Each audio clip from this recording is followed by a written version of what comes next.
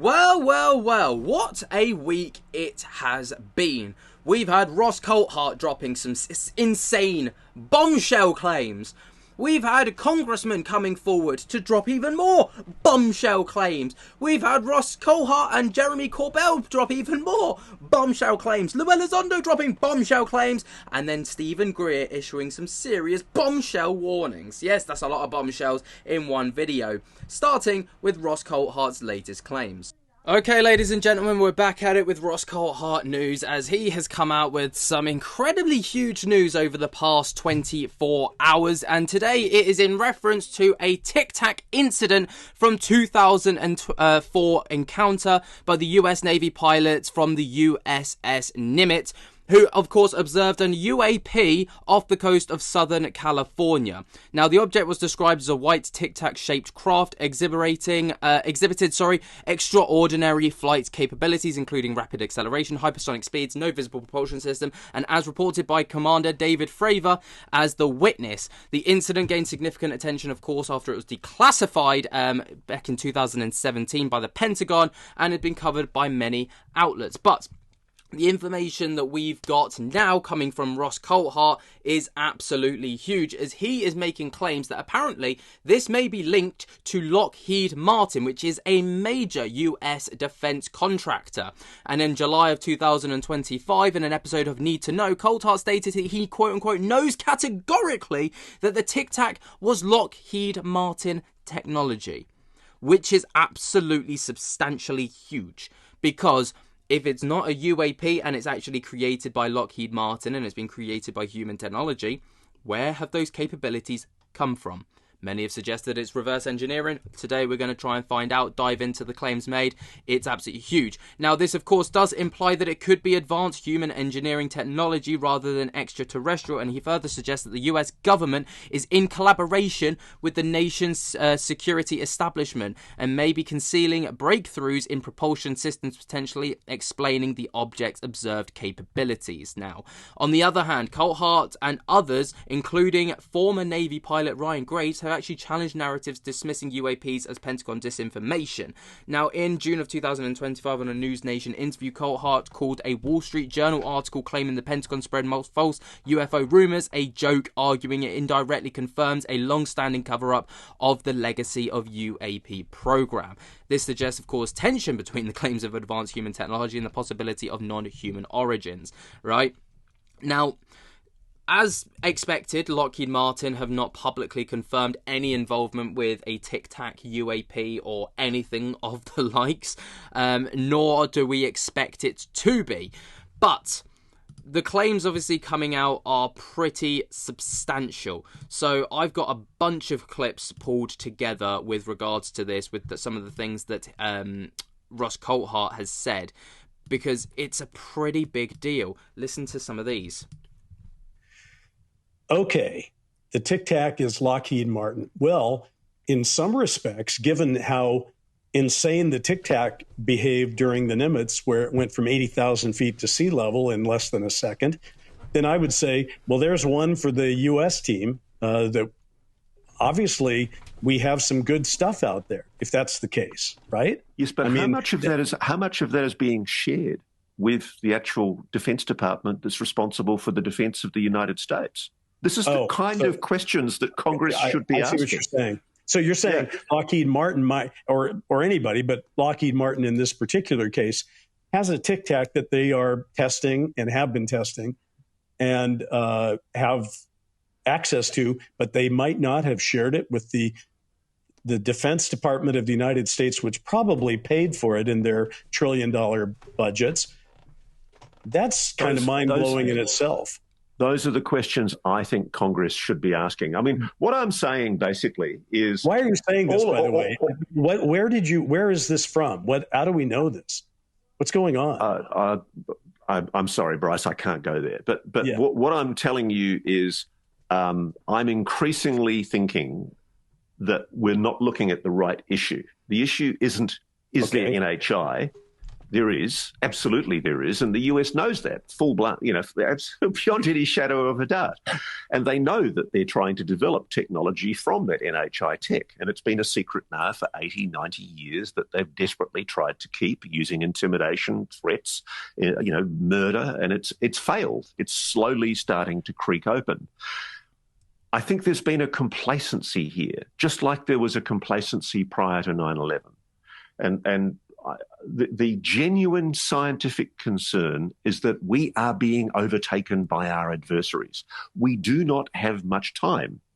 We are sleepwalking into a confrontation with China in the apparent belief that it will be a conventional war. What if, when China invades... Now, that's obviously some huge claims there just straight off the bat, but that's obviously not where things end. So, according to Ross Coulthart, he categorically knows certainty that the Tic Tac UFO was man-made and by Lockheed Martin. Now, obviously, it's one thing to be like, I think this is the case, but he states that he categorically is aware of this information. Why would they lie about this? The only reason I can think that they're lying about this is because they're trying to conceal the level of incompetence that has allowed the United States, after the expenditure of trillions of dollars on its national security budget, to develop a strategic disadvantage with its potential enemies. That's based on what you just said, we should assume then a Manhattan Project style endeavor is ongoing right now to try to catch up. Do you hear anything about that? Well, part of the problem that I'm hearing from people in the program is that effort isn't happening, and that they're seeing the Chinese particularly developing advances that are far beyond what we're capable of. There is, in fact, a frustration that a large part of this program has been egregiously underfunded, and that a lot of what has been developed has been kept secret by the private aerospace companies that control it. I'm going to leave you with one thought today, Bryce. I now know categorically that the Tic Tac is Lockheed Martin technology. Okay. The Tic Tac is Lockheed Martin technology. Why are we being lied to? This is the issue. Why is the United States government now participating at White House executive level in collusion with the national security state to keep secret the fact that they've made these advances? I suspect it's because they've realized that they're being overtaken by their foreign adversaries, and they don't want you to know that. Okay, the Tic Tac is Lockheed Martin. Well, in some respects, given how insane the Tic Tac behaved during the Nimitz, where it went from 80,000 feet to sea level in less than a second, then I would say, well, there's one for the U.S. team that obviously we have some good stuff out there. Now, obviously, we've seen the like latter end of that, but obviously now many other people are kind of chiming in on this situation. So, for example, Representative Eric Burlison, says that two separate sources have told him that Tic Tac is Lockheed Martin technology, which of course also adds into the situation and almost confirms what Ross Coulthart is actually claiming. I've had two people come to me that say that the Tic Tac is a Lockheed Martin creation. The latest person that came to me says he has video of the first, second, and third iteration of the Tic Tac, and he's going to show me. So I'm trying to set that up. The way he describes it is that they had a prototype, they've made changes to it, they've made it more advanced, and then now it's in iteration number 3, which I did see a photo of, and it looks like pretty advanced military like craft, like a plane, but it's clearly human made. It's nothing that I've ever seen, our military has, but his claim is that they have discovered a propulsion that's a new type of propulsion. They used it in the first iteration, which was the Tic Tac. They have an intermediary one that they are more advanced with, and then now they're putting it inside of what looks conventional, so that it's not obvious. Disguise. Oh, that's interesting. So you're saying eventually the tech makes its way into things that we're already familiar with. So adds to this narrative, right, of this Tic Tac UFO becoming quite normalized. Now, the CIA have also reportedly tried to convince Commander David Fravor that the Tic Tac UAP was a Lockheed Martin craft, sending him a passage material mixed with disinformation, according to Jeremy Corbell. So Jeremy Corbell has also chimed in on this situation, kind of talking about the Tic Tac and how it's potentially also linked to Lockheed Martin. It's all coming out, ladies and gentlemen. So I was talking with Commander Fravor the other day, and he shared some information that came to him that was just, email style. But George, it was passage material. And I don't know if people on our podcast know what that means, but sometimes in SAPs or special access programs, they have what they call passage material. It's material that is leaked to people. People try to hit us with this shit all the time, George, like false information as journalists, like they're going to use our mouths to their benefit. Little do they know we're good at our job. But the thing is that this material is being passed around to people like even Commander Fravor, where they're trying to kind of convince him that Lockheed Martin, as an example, had some sort of similar technology to what he saw. First of all, he laughed. He's like, if people knew my job right now, they would know that I know that is not true. So it was just, he said it to me as like an alert. Have you seen this before? And I said, I have. Do you understand what's happening, Commander? And he goes, I do. So basically, it's a really interesting story, and it has a lot of real information in it. But there is a core fake information in there. They call it passage material. It was eventually, I can backtrace it, reverse engineer it, where it comes from an agency. And I'm just going to say it, man. Why does the CIA have a completely different methodology of shaping the emerging UAP narrative compared to other good agencies? Like, there are some good people in the Department of Justice, Federal Bureau of Investigation, in the DOJ, as I said, even in the DOE, DIA, there are good people looking to give correct information. So I just want to tell you, there's passage material being pushed around within the UFO community, and people are being approached by individuals, and they're kind of like boasting about it. Shut your mouths. You don't even know who these people are. So I just want to kind of give that little hidden message to people. Careful who you talk with. There's people trying to give you fake information. You got a question, call Crazy Uncle Jeremy. I will let you know and give you the receipts and the documents, as the kids say, of what I know to be false information people are trying to get out into the media. So it's a weird time. It's an information warfare moment. This is a moment where 2024 is going to be defined by our human intelligence. It's going to be defined by our ability to separate the wheat from the chaff, as you say, and I say the bullshit from the truth. That 2024, we're going to have new hearings. We're going to have more congressional hearings on UFOs. It's pretty wild that, like, this is something that's even been talked about back in 2024, and now, boom, we're in 2025. Jeremy Corbell has already spoken about it. Eric Burlison's talking about it. And now we've even got Ross Coulthart saying, I know categorically for a fact that this has come from Lockheed Martin. And this is actually, they've evolved this into typical things that you're used to seeing. So that airliner, that Airbus A380 or whatever it is, you can see flying overhead. That might not be what we think it is. That Blackbird or whatever, jet or what, I don't know, anything that we're just typically used to seeing might not be what we think it is.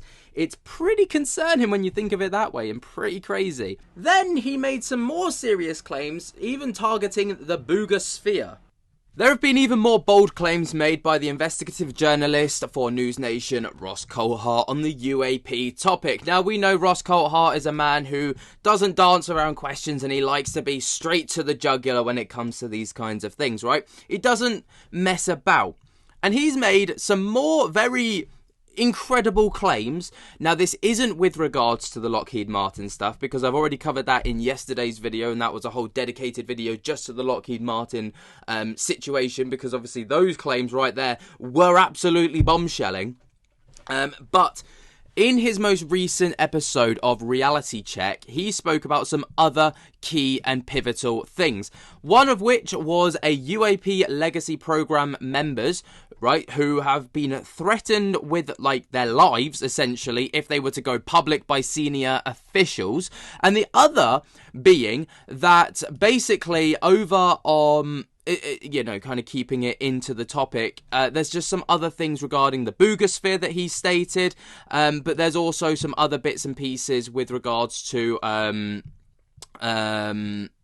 New Jersey drones, right, which of course everyone was up in arms about towards the start of this year. Everyone thought it was some kind of alien invasion. It all then died down, but all of a sudden, he's got some pretty good intel apparently that suggests that these may be reverse engineered technology from China. We're going to be talking about all of that today. So the first thing that I would like to kind of talk to you guys about is the fact that there are, basically threats of violence against people who allegedly want to go public from the UAP legacy programs. Okay, so this was all based on available information from Ross Coulthart, but he did state that individuals within these secretive programs purportedly involved in retrieval and reverse engineering of non-human technology have faced severe intimidation. Specifically, it has been alleged that senior members within these programs have actually warned participants that if that they risk their being killed if they speak about anything that they're involved in publicly. Obviously, that's quite a big deal. Now, Coulthart, of course, has claimed to have spoken to these individuals in these legacy programs who were explicitly told by senior officials that they would face lethal consequences for disclosing any and all information. For example, in a News Nation segment, he stated, quote, "I'm talking to people in the legacy program who have been in the room when senior members inside the legacy program are telling them that they will be killed if they speak about the program at all." Now, of course, this is quite a big deal, and Coulthart has also emphasised the personal and professional risks faced by whistleblowers, noting those who come forward, such as David Grush, endure significant backlash, including harassment and attempts to discredit them. Now, the claim comes from this little segment right here that I'm going to play for you so you can hear it for yourselves. I'm talking to people in the legacy program who have been in the room when senior members inside the legacy program are telling them that they will be killed if they speak out about the program. There are threats being made to people to keep this secret. Now, there's absolutely no surprise at all as to why, these things stay under lock and key by people, because ultimately, yes, it would be good to get the information out there, but a lot of people probably value not just their own lives, but the lives of their family and friends as well, and those people close to them. But this is typically why we see UAP whistleblowers having the dead man's trigger, for example. The thing that Bob Lazar kind of really spoke about, Stephen Greer's spoken about it, where basically if they were to unexpectedly pass away, someone pulls the trigger essentially, and everything that they've got gets leaked onto the internet. Boom. So actually it's within the government's best interest to keep these people alive than it is to have them off. Now, obviously, there are historical allegations like this. Coulthart has also referenced some claims of murders tied to maintaining secrecy around UAP programs, for example. So in discussions, he's has suggested that there is a cover-up of these programs which he believes to be involve non-human technology and biologics. Quite a big deal there.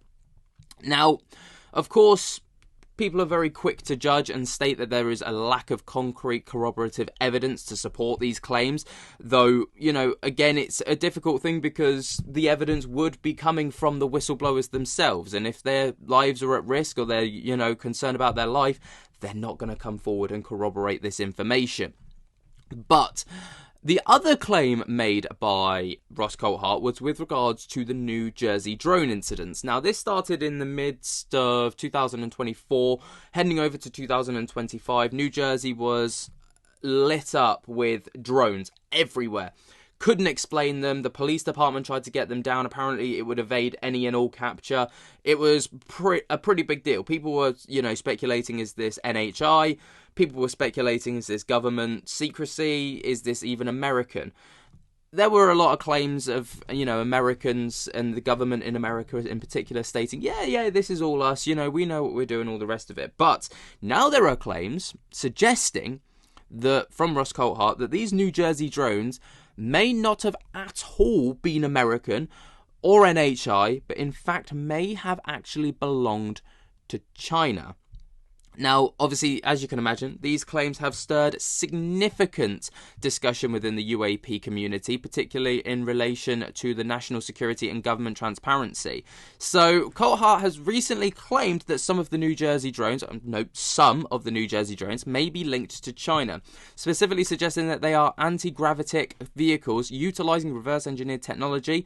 And he, put on the Need to Know podcast that these drones may involve advanced propulsion systems, potentially cracked by China, which could explain their unusual capabilities, such as hovering silently or evading detection. Also, let's not forget that apparently, reportedly, some of these drones were up to the size of an SUV.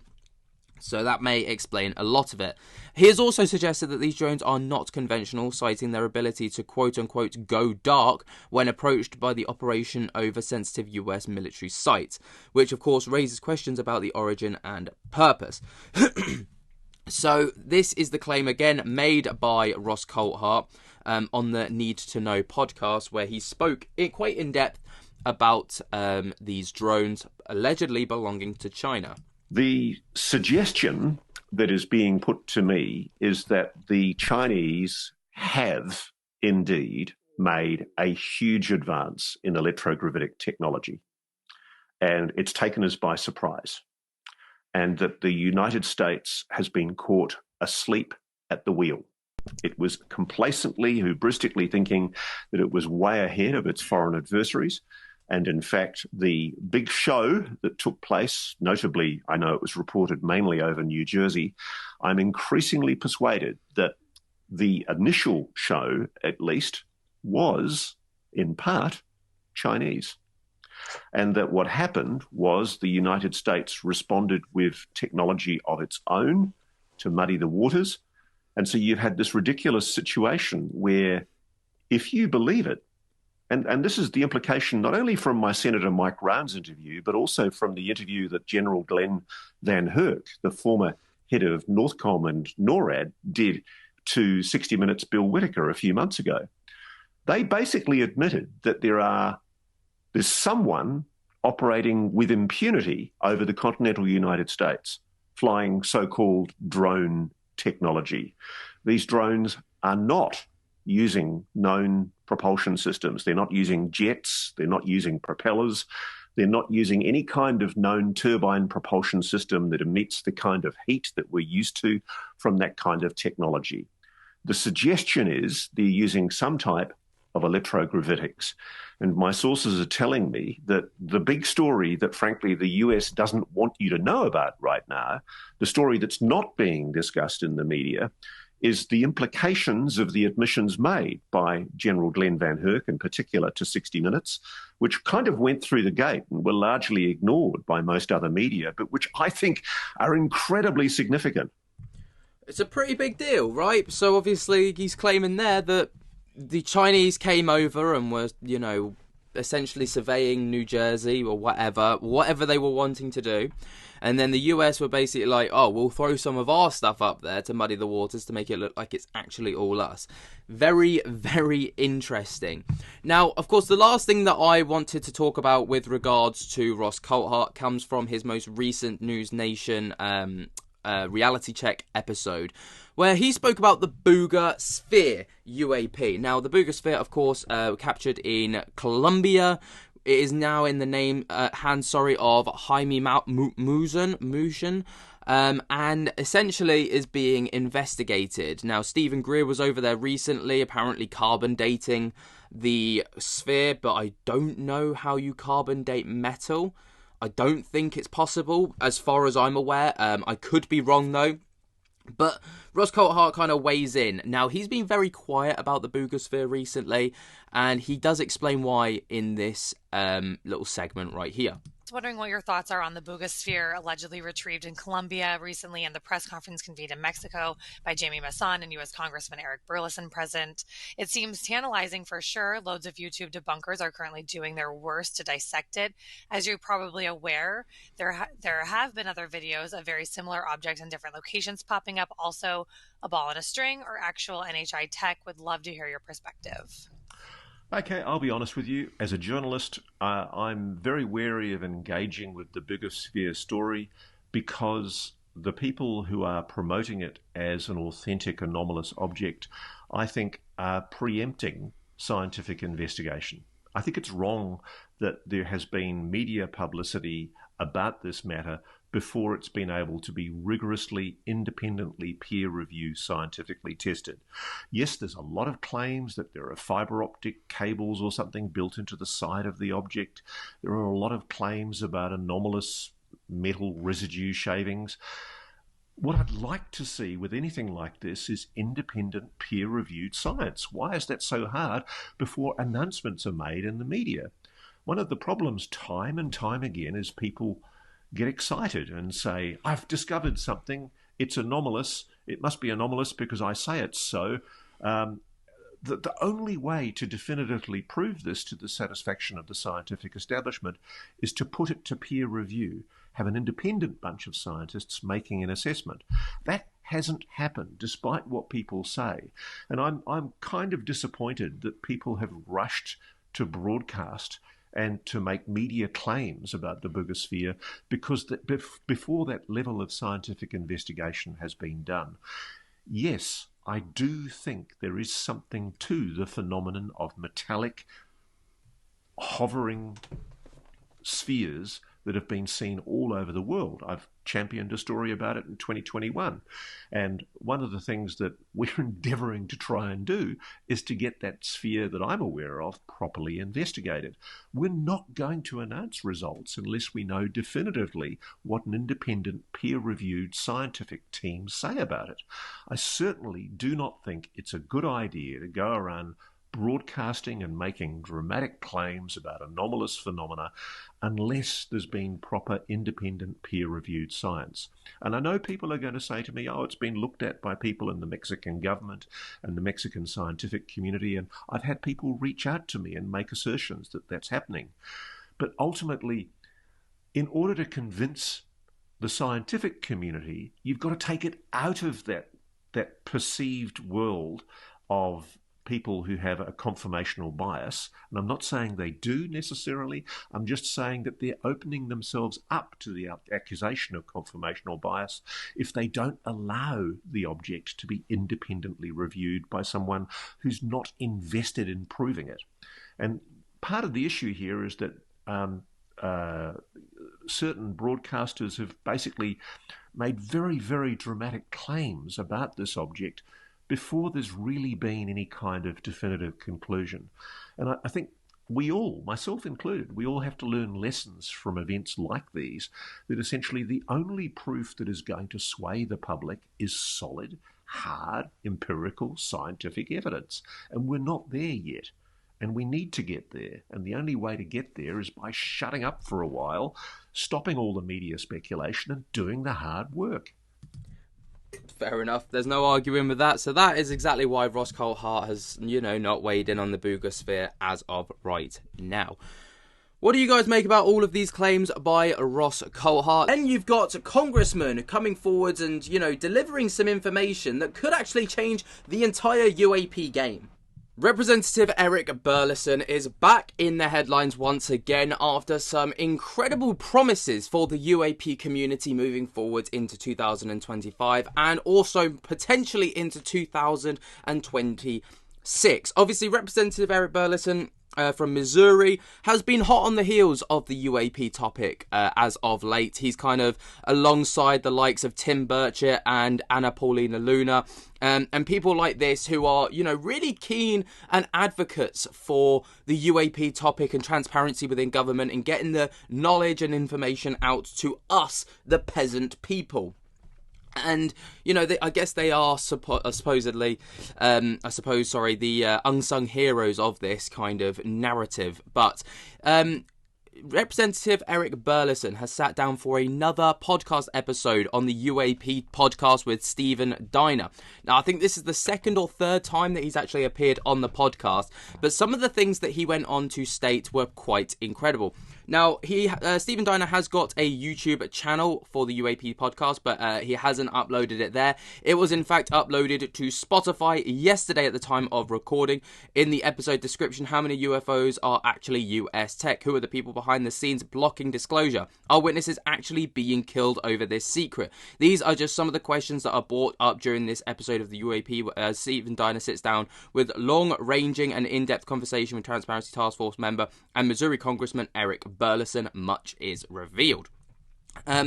What's also worth noting is that Eric Burlison, of course, has basically taken on David Grush, who, of course, is the huge whistleblower that came out back in 2023, under his wing, and to a degree kind of like behind the scenes to kind of as an advisor for this topic on how best to manage the situation. And I have noticed since he's taken Grush on in that role, Eric Burlison is everywhere, like literally everywhere, talking about all sorts of crazy stuff.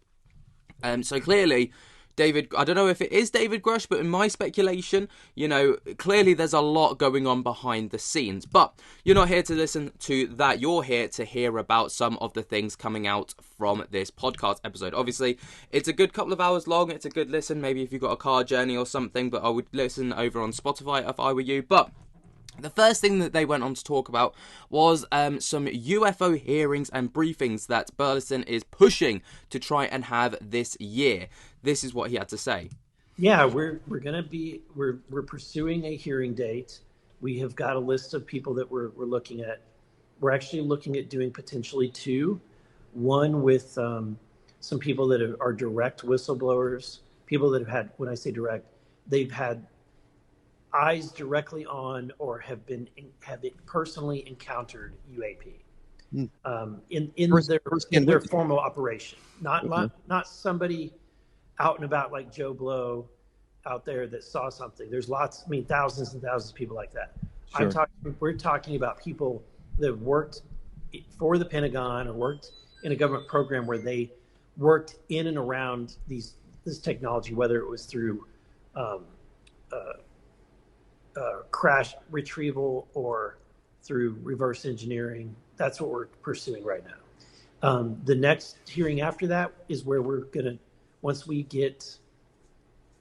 able to get information, we're looking at doing some interrogatories, which is where you take some of the things that have been said in these briefings, in these hearings, in these open hearings under oath, and then we send a letter, a formal letter as a committee, asking for answers from, whether it's Tulsi Gabbard or, whomever it is that we need to be asking these questions of, and then which would set up the potential second hearing, which would hopefully be able to include people like Tulsi Gabbard to be able to come forward. And I've been told that she's a friendly when it comes to this topic, that she wants disclosure. She wants to help bring about disclosure on this topic. It's a really interesting point made there, obviously, trying to get these kinds of people forward because, like he says there, you can get a Joe Bloggs off the street there's hundreds of thousands of those who have seen something potentially in the sky, but it's what they're interested in is the people who have had first-hand accounts of, maybe they've had hands-on experiences with reverse engineering, with UAP, with potentially even biological beings. Do you know what I mean? And that's the kind of thing that we've seen from David Grush, for example, who basically started up this whole endeavor. Now, interestingly as well, within the podcast episode, Eric Burlison also basically has requested, now this is a pretty kind of crazy thing, has requested a White House briefing on UAP special access programs, right? So obviously these special access programs, we've heard a lot about them in recent months, especially with people like Ross Coulthart stating that, he knows of people who have had their lives threatened over special access programs and if they were to blow the whistle on anything. But they've also requested a tour of Area 51 and Wright-Patterson Air Force Base. Now, obviously, when you think of Area 51 and Wright-Patterson Air Force Base, the instant kind of thought is aliens, right? It's like they've got some secret underground facilities where, you know, aliens are being probed and tested, and anything goes to Area 51. And it's been a long time running gag that, you know, aliens are kept cooped up in Area 51. And these guys are like, right, well, we want to get in there. And we want to get, like, you know, a tour of the place. We want to see every nook and cranny. A lot of these special access programs are under the purview, directly under the supervision of the White House. And so we'll see. Now, I will say, and this is kind of breaking news a little bit, but just as a sidebar discussion, not as part of the negotiations, but just being in the room and talking with White House officials, I made a request for myself and Tim Burchett and Anna and the rest of the UAP caucus to get a tour of Area 51, of Wright-Patterson, and then get a full briefing from the White House on their special access programs related to UAP. And so one of those has been somewhat greenlit, and I'm still waiting to hear back from the others. I mean, Shy Ben's getting out, I suppose. You know, if you don't ask, you don't get. And in this case, he definitely asked, and there's a good possibility that he might get. I doubt it. I highly doubt it, you know. And even if he did get in there and they all got in there, right, who's to say that it won't just be a tour of a hangar where they've got a Blackbird jet, for example? You know, like just these kinds of surface level things. Because if they pre-warned that these people are coming, it's a good possibility that they can just kind of hush everything down, under lock and key, and then show them what they want to see, which would be like, oh, and then they'll come out and be like, oh, we found nothing at the Air Force Base, or we found nothing at Area 51, when actually, under the surface, there's something shady going on. But the last part that I wanted to talk about, which was really interesting to me in particular, was, obviously, like I said before, David Grush is kind of working behind the scenes with Eric Burlison, kind of pulling a few strings here and there and kind of advising what to do. And one of the segments talked about was David Grush and the consequences that he's had with regards to becoming a whistleblower, coming out and talking about all the things that he did to Ross Coulthart and to News Nation. Because obviously it was a huge thing that happened, and it's really kind of spearheaded a lot of what's happened in the past couple of years, especially because up until that point UAP disclosure was quite stagnant, but then David Grush comes out, blows all of this stuff out the water, and to be fair, gave a confidence to a lot of people to come out and tell their sides of events and stuff like this, but it didn't come without its consequences. You know, David Grush is a good example. I mean, he's lost his benefits. He's lost his retirement in stepping away from the military in order to be a whistleblower. He's given up a lot, and I think that you know, he deserves to have that given back to him. And so, but that should not be the case for other whistleblowers that come forward. They should not have to see him as an example of what their life is going to end up like. And because it is definitely a chilling thing. And so that I think there has been, David has talked about some people that have passed and questioned that, you know, the way in which they died and suspected that it might have their connection and involvement with being a whistleblower. But we don't have anything definitive. I have sent referrals to an investigative team to investigate a particular death, and we're going to continue to do that.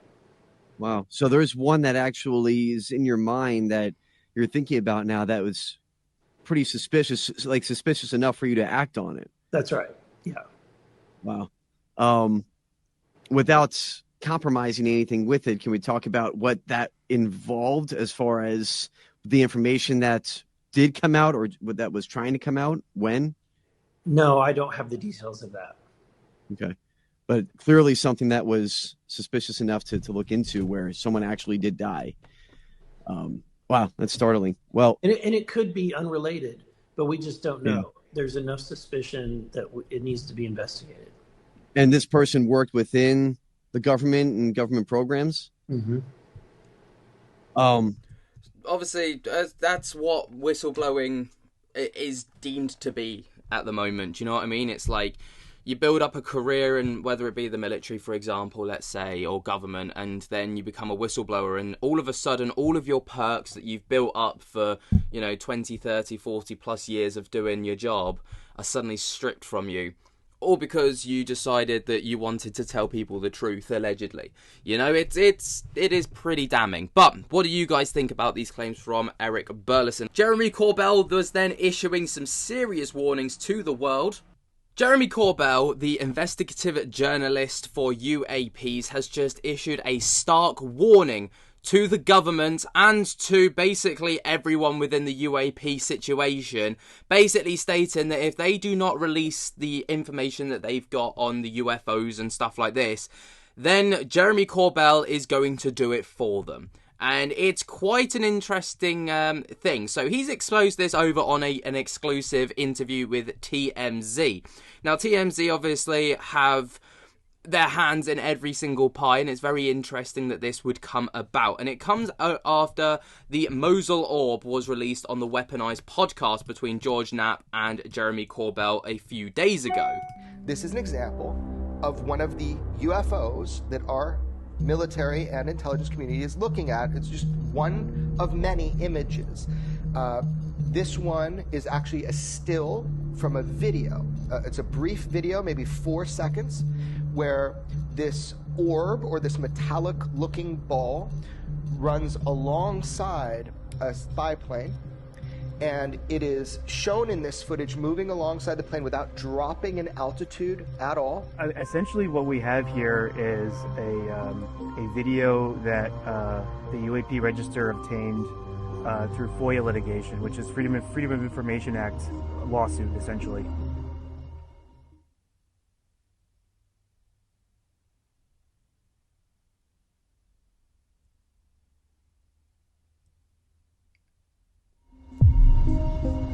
Now, obviously, the internet's had their qualms with it and all the rest of it. People have gone out to try and debunk it and all the rest of it. But obviously, it's been released. It's out there. People are excited by it. People are intrigued by it.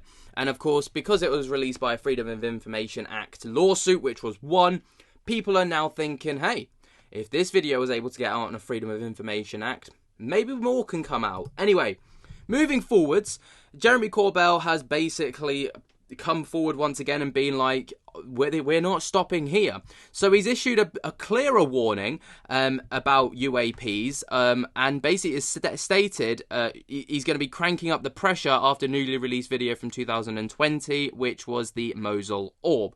Now, Corbell popped up on TMZ Live today, revealing that he and journalist George Knapp have spent the past 2 years verifying the jaw-dropping footage, showing a 200 to 400 meter wide disc with zero visible propulsion and heat signature, which he reportedly leaked from a confidential source. Now, Corbell, a journalist and filmmaker, has made it very clear that he's gone to serious lengths to protect their whistleblowers, who he says are now locked and loaded to testify up in the next Congressional UAP hearing.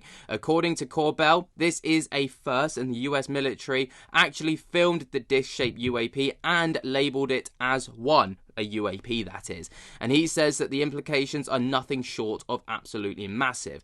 He also says that the Pentagon's new Arrow office is digging into these cases, but he's not convinced that the current administration gives a damn about real UAP transparency. But still, Corbell, who's been on the front row of both big UFO hearings in DC, remains cautiously optimistic and reminded people and everyone that Donald Trump's been transparent about the intention of dropping way more UFO footage if he's snagged a second term. Now, this is the video that he made, and I've got a few things to kind of state afterwards, which may explain why he's kind of dropping all of this information to TMZ right now. It's just, theories and hypothesis, but here's the footage first. But what about this video? I mean, check this video out, everybody. I mean, this is, again, over Asia. And I think it was this is Afghanistan and near the Pakistan border. Is that correct, Jeremy? That's correct. It looks like there's a heat shield on this thing. What is this? It was described by our own intelligence agencies who've been investigating UAP that this was a UAP navigating through the clouds. This is not a flare. This is not a lens artifact. This is an object that has no traditional propulsion, but it appears to me in the definition by our own military to be a UAP or a UFO. Now, just to be very clear in the footage you're seeing, people have said, oh, we AI enhanced it. No. Hold up. I provided to the public the 3 core videos directly by our Department of Defense, directly by the intelligence agencies studying this. Now, the white ring around it, I don't know if that's an artifact of the thermal signature, the heat signature, or if that's an artifact of the enhancement that our military intelligence did on the footage. What do we have that flies like that, Harvey? What do we have? We've been told about UFOs for so long. But Jeremy, it looks like, I'm thinking back to the Mercury days and the Apollo days, it looks like a space capsule coming down. The bottom of the capsule. Right. That would be so cool. Our intelligence agencies still call this UAP since 2020. They do not have resolve on it. They don't believe it to be ours, and they don't believe it to be a known craft of terrestrial nation, or they would have labeled it some, experimental Russian ship. They didn't. They labeled it UAP. And remember, UAP is directly tied to NHI, non-human intelligence. And that was the bill that Senator Rounds and Senator Schumer put onto legislation and tried to get it passed. It's coming a 3rd time now in the big, beautiful bill thing. They're going to try to put the disclosure language in there. How are we doing on this now with this new administration? Have you seen any change? How are we doing? Well, we have the opportunity through a new task force under Trump that's supposed to be about transparency, run by Representative Luna, to have new hearings. I have the direct first-hand whistleblowers that would pack that hearing, and the American public could hear from them. So how it's going, that all depends. Are we going to have another hearing? I know after that first big hearing a year or so ago, there was a lot of hope and then a lot of frustration that there was still that kind of secrecy and a wall. Has the wall come? Is there a Reagan saying, Mr. Gorbachev, tear down that wall in Donald Trump? I think this secret has been held back from the American public so well for so long that we've even ridiculed it in our media for decades. However, there are fissures, there are cracks, and I am a juggernaut, and I am not stopping. And there's others like me who are going to continue to report, and I am extremely hopeful, because if Congress doesn't do their job, then we are going to do it for them. I mean, that's quite a stark warning, isn't it? Especially towards the end there. I am a juggernaut. If Congress doesn't do what they promised to do, we're going to do it for them. I like that sentiment. It's a very good sentiment. But it is also worth noting, right, that upcoming is, basically, Jeremy Corbell has got a series coming out with TMZ called, and it's going to be on Tubi, and it's UFO Revolution, and it's going to be season 2. Now, obviously, this is the poster art. It's actually on the exact same article that video was on, and that the information that I've got for today's video was on. So people are kind of putting 2 and 2 together and saying, well, are these some bold poster claims to try and, get some virality, get some attention, obviously, on the article, because then that attention feeds through to this UFO Revolution Season 2, which then gets the ratings up and gets the funding up. It's hypothetical. I'm going to just leave that with you guys to decide, because I don't want to put any thoughts or ideas in people's heads. I'm just here to tell you what's going on. Lou Elizondo then chimed in with even more insane news. Are the US government and the world government getting to a point where they may have no choice but to actually tell people about UAPs and UFOs? Because, long story short, this came out about a month ago, right? But there was an FAA report which basically indicated that an F-16 Viper fighter jet collided with a UAP described as an orange-white unscrewed aerial system, or a UAS or drone, over restricted airspace, which caused some significant damage to the $63 million jet, which basically forced it to land and need repairs.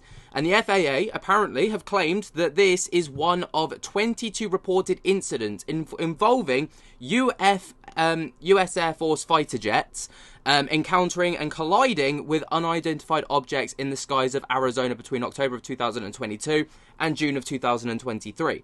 Now, this incident in particular is not anything new. It happened in January of 2023, on January 19th more specifically, but it's only recently come out in the FAA report, and it's getting to the point where surely, right, that you can't just cover this up. You can't just say, oh, it was a drone, because the question then is, well, why have the government or the military allowed a drone to be in restricted airspace? Well, maybe they didn't have the opportunity to really like take it down if it was unidentified. Obviously, this happened over Gillibend in Arizona, or Gillibend in Arizona. I apologise if I've butchered that. And, you know, the impact was cracked the jet's canopy and protective glass bubble over the pilot.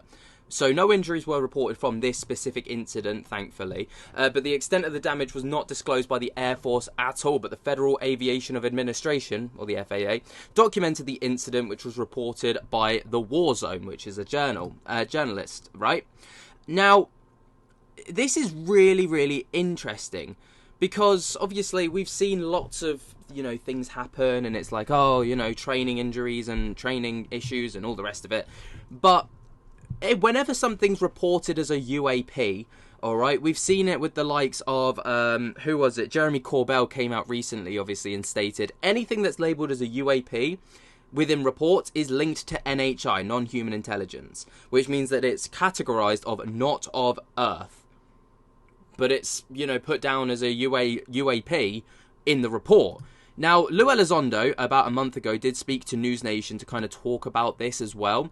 Again, this isn't exactly brand spanking new evidence or news, but it's just an interesting talking point from my point of view, because the question is how much longer can these kind of incidents happen before the government's like, well, you know, we can't exactly blame that one on a test dummy, but you know, we can't exactly say that was a drone, because why would we be putting our own drones up, and we don't want to admit that it may be a foreign adversary, because, you know, then we look like we're not in control. So, you know, there's a lot of question marks around this. But Lou Elizondo, obviously a man who's been in a bit of a contentious point recently, did comment on this with News Nation. Is the government finally coming clean about what it knows about UFOs? There's a new report by the Federal Aviation Administration that admits in 2023 an orange and white UFO crashed into an Air Force fighter jet during a routine training mission. And the UFO caused so much damage to the $60 million jet that it was forced to land. And that is not the only new evidence that they released. Trump's top science advisors recently admitted that the government may have anti-gravity technology. Look at this. Our passenger planes are slower than they used to be. Our trains crawl compared to those in other parts of the world. Our cars do not fly.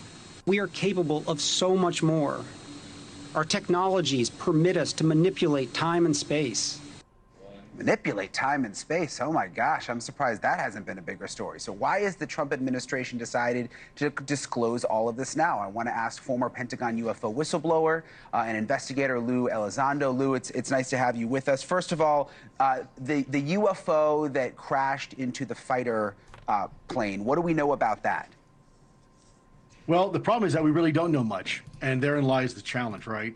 When you have an incident involving a $40 million combat aircraft, and only the details now are starting to be released through Freedom of Information Act and FAA, there's a problem. Now, we've been saying for the last 8 years since I've been out that there have been dozens upon dozens of these near-air collisions that have occurred with military and civilian and commercial pilots. This is not just happening with military aircraft. Now, this is the first time we heard of an actual mid-air collision, but some of these objects are coming so close to combat aircraft that they are literally literally splitting that combat formation right down the middle. So you can imagine how close combat aircraft fly when they're flying in formation. Now imagine a UAP coming in right between them. So this is nothing new. And I think, you mentioned earlier, why is the administration having the conversation now?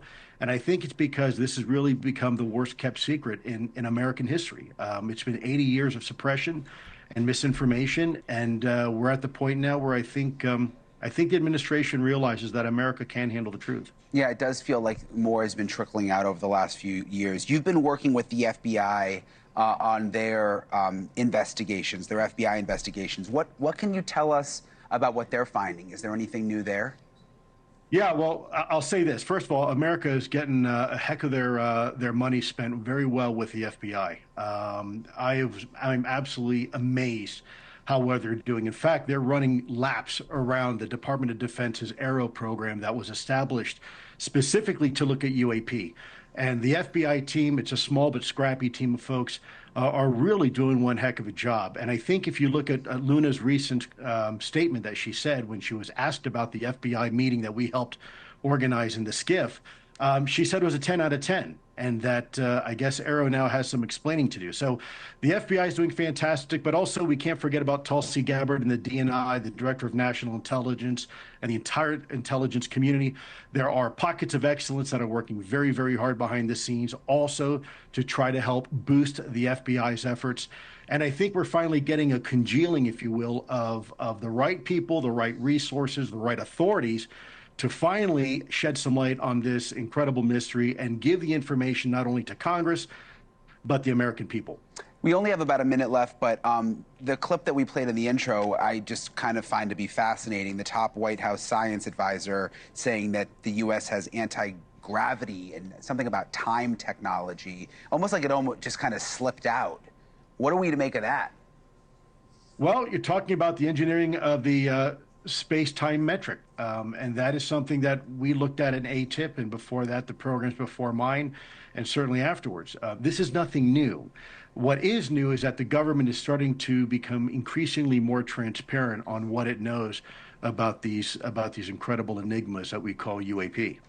Well, Lou Elizondo, we appreciate you coming on tonight. We appreciate you always fighting to find the truth and bring it to us. And I hope you have a nice weekend. Now, I find it interesting, obviously, with the context that we've got now. Obviously, this came out about a month ago. With the context that we've got now, with what we know allegedly from Ross Coulthart with regards to Lockheed Martin and the Tic Tac UFO that came out from, I think it was 2011? It was in the 2010s. I can't remember the specific year.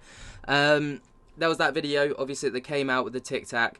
And apparently, allegedly, according to Ross Coulthart and his sources, that was from the from Lockheed Martin, the Air Force base, well, not the Air Force base, but the contractor to the DoD.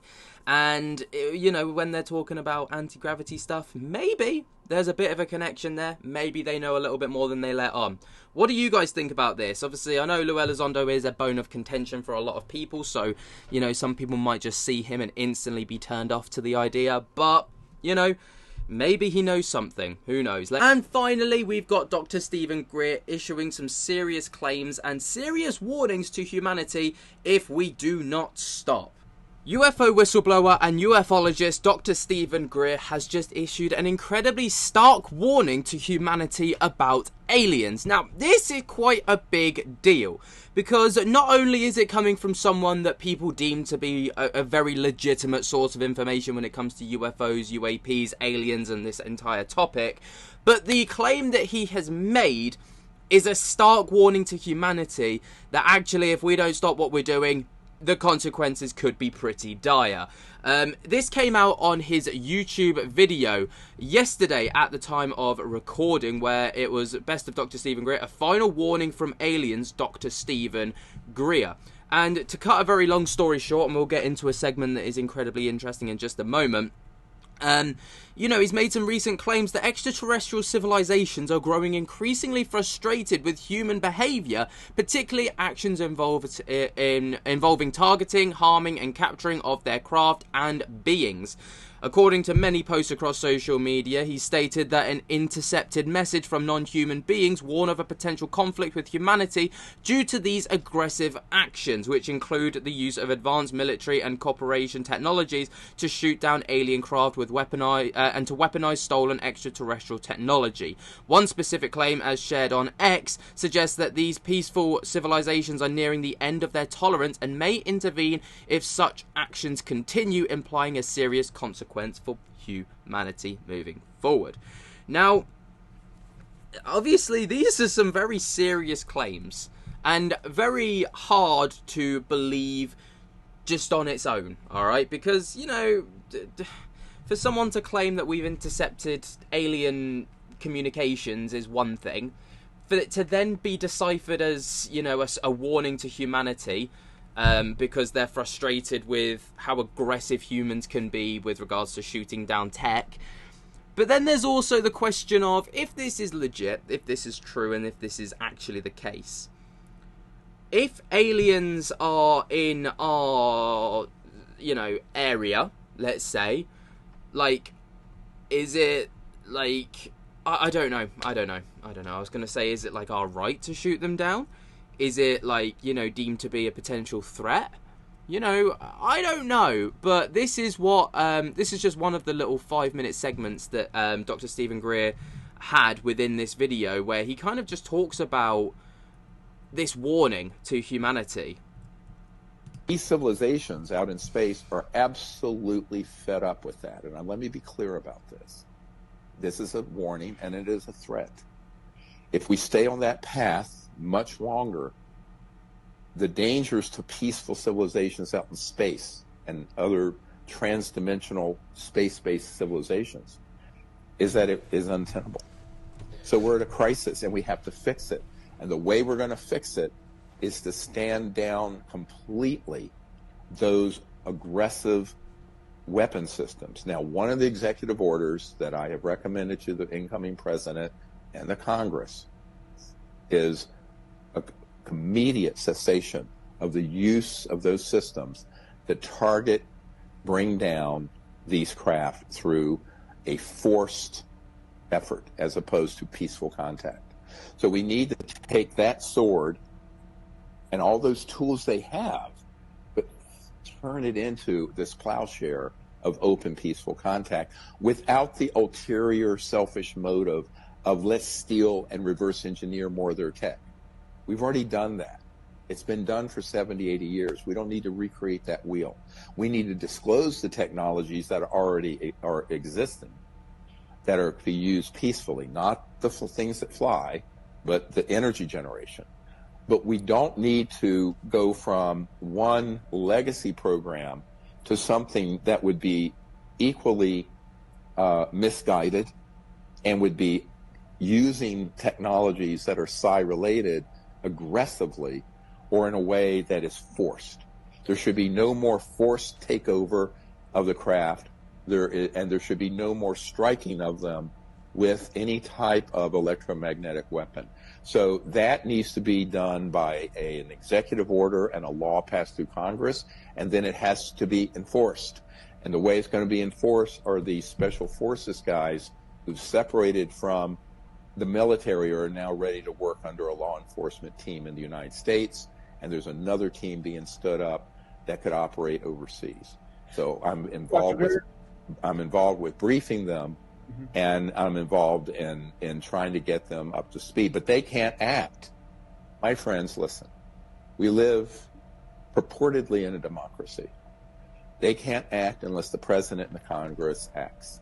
And because then they would be unconstitutional and rogue, right? So, which they don't want to be. They want to operate under the rule of law and the rule of the Constitution. So we need to write our leaders and explain, please pass the executive orders that Dr. Greer has provided in the presidential briefing document and the briefing document for Congress. Soon, we're going to publish that entire document, except with certain redactions for sensitive reasons, that everyone listening and everyone in the world can read, and it'll be a page turner. It's 300 10 or 20 pages, something like that. Dr. Greer, I have a really important question for you. Yeah. So I guarantee you there's people listening to this right now who are hearing you say, you know, the ETs have drawn a red line in the sand, and if this goes much further, they're not going to put up with it, and they're going to come here and they're going to intervene. And the people hearing this are saying, oh, fantastic, finally, that's exactly what we want. That's what we've been waiting for. So we don't have to do anything. The ETs are going to come and solve it for us. So could you please explain why we really do not want this to happen? Mm-hmm. Yeah, that intervention externally by NHI, it's a worst case scenario, the very worst, because there are already predispositions in human nature to believe that would be a violent invasion, alien invasion. Go look at War of the Worlds. Go look at Independence Day. Those movies were, you know, basically showing what a sort of more frontal forced disclosure by the ETs would be interpreted as.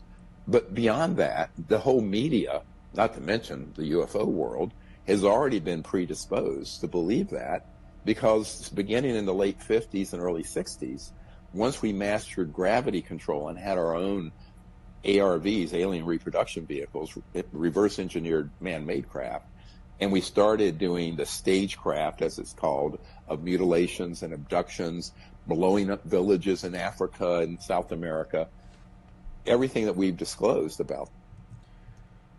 I mean, there's a lot to decipher just from that little clip. Obviously, that's not the entire video. The entire video, I think, is around 20-25 minutes. It's over on Dr. Stephen Greer's YouTube channel, obviously, like I've stated.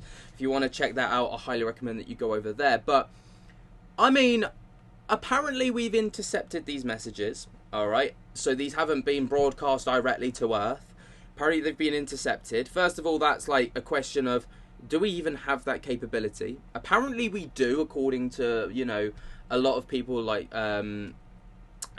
Holland and stuff like this, right? But do we actually have the capability to transcribe it, first of all? Oh, secondly, even if we are able to do that. Thirdly, why is it that, like, this is only just kind of... This should be, like, groundbreaking news. The fact that, you know, we are actually being threatened by not a foreign adversary on our planet, but by interdimensional, intergalactical beings that aren't human, so NHI. I mean, that's a lot to take in. That's a lot to take in. Again, I have to state that, you know, if it's real, because as much as I would love to believe this, there's a part of me that finds it really difficult to believe it. But that doesn't mean that you don't. So please let me know what you guys think. Please get down in the comments and tell me what you guys think about this. If you are obviously interested, go and check out the full video like I've stated, because there's a bit more context to it over there. I don't know what to think. What do you guys make of this week's UAP news? Let me know your thoughts and opinions down in the comments below. Way down there, jump, get the hell out of that like button and subscribe. And until next time, I'll speak to you later. Peace.